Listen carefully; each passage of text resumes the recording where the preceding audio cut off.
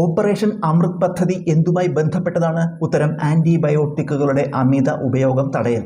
Operation അമൃത് പദ്ധതി എന്തുമായി ബന്ധപ്പെട്ടതാണ്? ഉത്തരം ആൻറ്റിബയോട്ടിക്കുകളുടെ അമിത ഉപയോഗം തടയൽ. പ്രകാശത്തിൻ്റെ തരംഗ സിദ്ധാന്തം ആവിഷ്കരിച്ചതാര്? ഉത്തരം ക്രിസ്റ്റ്യൻ ഹൈജൻസ്.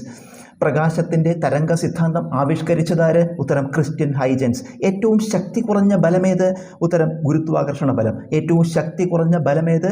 ഉത്തരം ഗുരുത്വാകർഷണ ബലം.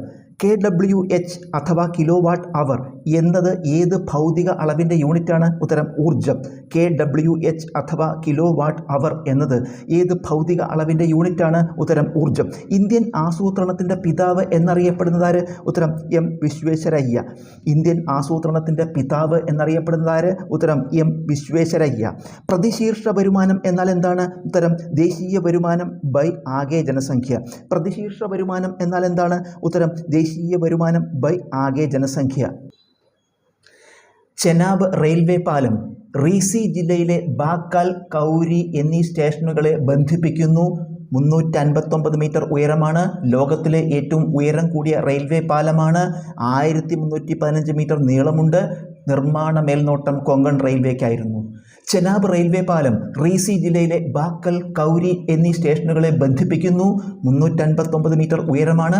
ലോകത്തിലെ ഏറ്റവും ഉയരം കൂടിയ റെയിൽവേ പാലമാണ്. 1315 മീറ്റർ നീളമാണ്.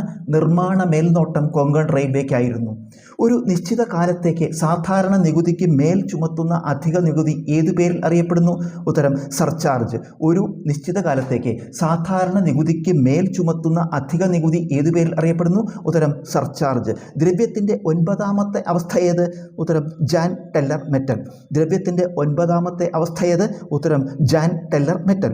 കേരളത്തിലെ ആദ്യത്തെ തിരഞ്ഞെടുപ്പ് കമ്മീഷണർ ആര്? ഉത്തരം MSK രാമസ്വാമി. കേരളത്തിലെ ആദ്യത്തെ തിരഞ്ഞെടുപ്പ് കമ്മീഷണർ ആര്? ഉത്തരം MSK രാമസ്വാമി.